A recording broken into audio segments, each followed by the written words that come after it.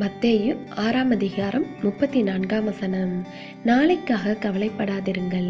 கிறிஸ்துவுக்குள் அன்பானவர்களே, நம்முடைய மனது கர்த்தரில் தங்கி தரித்திராதவாறு பிசாசானவன் எப்போதும் திசை திருப்ப முயன்று கொண்டே இருப்பான். உதாரணமாக, ஏவாள் கர்த்தருடைய வார்த்தைக்கு கீழ்ப்படியாதவாறு சர்ப்பத்தின் தந்திரத்தினாலே வஞ்சிக்கப்பட்டாள். அதன் விளைவு தேவனை விட்டு பிரிய நேர்ந்தது. உங்கள் மனதும் ஏதேனும் ஒரு விதத்தில் வஞ்சிக்கப்படலாம். தேவனுடைய சத்தத்தை கேட்க முடியாதபடி போகலாம்.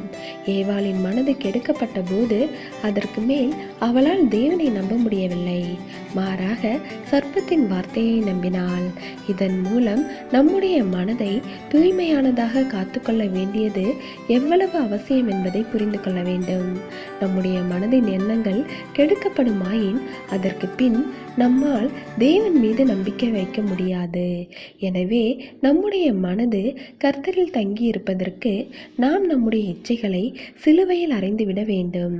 அதனால்தான் நாளைய தினத்தை குறித்து கவலைப்படக்கூடாது என்று ஆண்டவராகிய இயேசு கிறிஸ்து உபதேசிக்கிறார். நமக்கான அனைத்தையும் தேவன் ஏற்கனவே செய்துவிட்டார். அதனை விசுவாசிக்க வேண்டும். எனவே தேவ பிள்ளைகளே, பிசாசின் தந்திரங்களில் நாம் சிக்கிவிடாதபடிக்கு ஜாக்கிரதையாய் இருக்க வேண்டும். தேவனுடைய கிருபையும் இரக்கமும் உங்கள் அனைவரோடும் இருப்பதாக. ஆமேன்.